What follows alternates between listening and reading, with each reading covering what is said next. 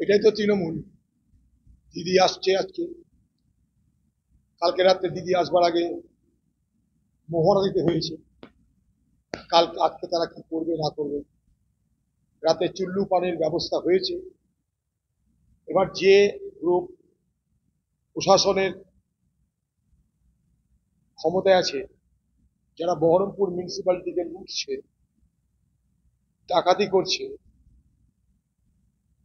সেই পৌরসভার গ্রুপ আর এখনো যারা মনে করে যে পৌরসভায় সবকিছু সঠিক হচ্ছে না, এমন হওয়া উচিত নয়, আরেকটা গ্রুপ যারা পৌরসভার সরকারি গ্রুপ, তাদের আক্রমণের শিকার এই তৃণমূল দলের আরেকটা গোষ্ঠী, যারা মনে করছে এইভাবে পৌরসভাটা চলা উচিত না, এই লুট, এই দুর্নীতি, এই চুরি, এই অত্যাচার করা উচিত না। তাই যারা সামান্য একটু বিরোধিতা করবার অভিপ্রায় প্রকাশ করেছে, তাদের উপরে গতকাল রাত্রে হামলা হলো তৃণমূলের মস্তান বাহিনী। পশ্চিমবঙ্গের মুখ্যমন্ত্রী বহরমপুরে আসছেন আজকে, গোটা পশ্চিমবঙ্গের সব পুলিশ বহরমপুরে, সারা মুর্শিদাবাদের সব থানা বহরমপুর, আর বহরমপুরের প্রাণকেন্দ্রে ঘটছে গুলি, হচ্ছে আহত, সংঘর্ষ তৃণমূলের দুটো দলের। মুখ্যমন্ত্রী আসার আগে তৃণমূল দলের উৎসব শুরু হয়ে গেছে, উৎসবে দারু পানি পেটে পড়ছে, তার বহিঃপ্রকাশ ঘটছে। স্কোয়ার ফিল্ডে যান, দেখে মনে হবে মহারানী আসছে বাংলার, সেই বাংলার মহারানী আসার আগে উৎসব পালিত হচ্ছে। এই মুর্শিদাবাদ আর কিছু হয়নি, শুধু দিদি আসার জন্য উৎসব পালিত হচ্ছে, হই হই রই রই কারবার চলছে। কি না, বাংলার মহারানী আসছে, তিনি পদার্পণ করবেন, দাঙ্গা দেখতে যাবেন। মানুষ খুন হয়েছে, ঘর বাড়ি ছেড়ে মানুষ পালিয়েছে, গ্রামে গ্রামে আগুন, হিন্দু মুসলমান উভয় ক্ষতি হয়ে গেল। এই মুর্শিদাবাদের সাম্প্রদায়িক সম্প্রীতি ইতিহাসে কলঙ্কিত অধ্যায় রচনা করলো এই তৃণমূল। এই তৃণমূলের লোকরা শামসেরগঞ্জের যত রকম অপরাধের সঙ্গে জড়িত।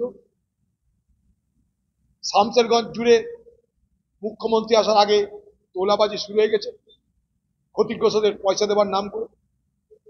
17 জন সেখানে গুলিবিদ্ধ হয়েছে, তারা সবাই মুসলমান। দুটো হিন্দু পরিবারের 2 জন সদস্য, বাবা ছেলে, খুন হয়েছে নৃশংসভাবে। অনেক হিন্দু ঘরবাড়ি, হিন্দুদের ঘরবাড়ি জ্বলেছে।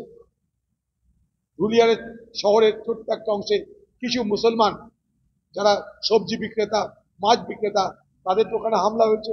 এই তো ঘটনা। সেখানকার দুটো পুলিশকে আসার আগেই বলির বকরা করে দিল, একটা জামালউদ্দিন আর জালালউদ্দিন, একটা কোন ঘোষ। দিদি আসার আগে তিনি দেখাচ্ছেন তিনি কত কড়া প্রশাসন।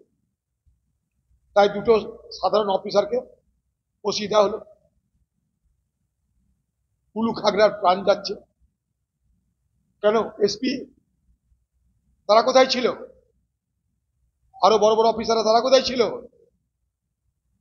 দুটো এএসআই কে কেন আপনি বলির বকরা করলেন? তারাই অপরাধ করেছিল। অপরাধ আপনার পার্টির নেতারা করেছে, তারা পুলিশকে নিষ্ক্রিয় রেখেছিল। 5 মিনিটের পথ 5 ঘন্টা গিয়েছিল পুলিশ। আমাদেরকে বোকা পেয়েছেন মুর্শিদাবাদ মানুষকে?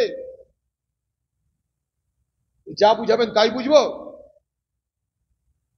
আহত নিহত সর্বশান্ত পরিবারের বাড়ি বাড়ি পুলিশ হামলা করছে, তাদেরকে ধরে নিয়ে আসে দায়িত্ব নিয়েছে পুলিশ।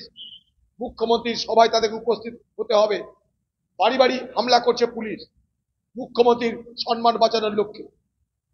একদিকে খুন হওয়া পরিবার, খুন হওয়া, পুলিশের গুলিতে মারা যাওয়া একটা গরিব শ্রমিক, গৃহহারা ঘর বাড়ি যাদের, তাদের বাড়ির লোকেরা যারা সবকিছু হারিয়ে সর্বশান্ত, তাদের উপরে নতুন করে মুখ্যমন্ত্রী আসার আগে জুলুম শুরু হয়েছে, অত্যাচার শুরু হয়েছে। কি সবাইকে মুখ্যমন্ত্রী সবাই হাজির হতে হবে, তাহলে মুখ্যমন্ত্রীর ইজ্জত থাকবে না।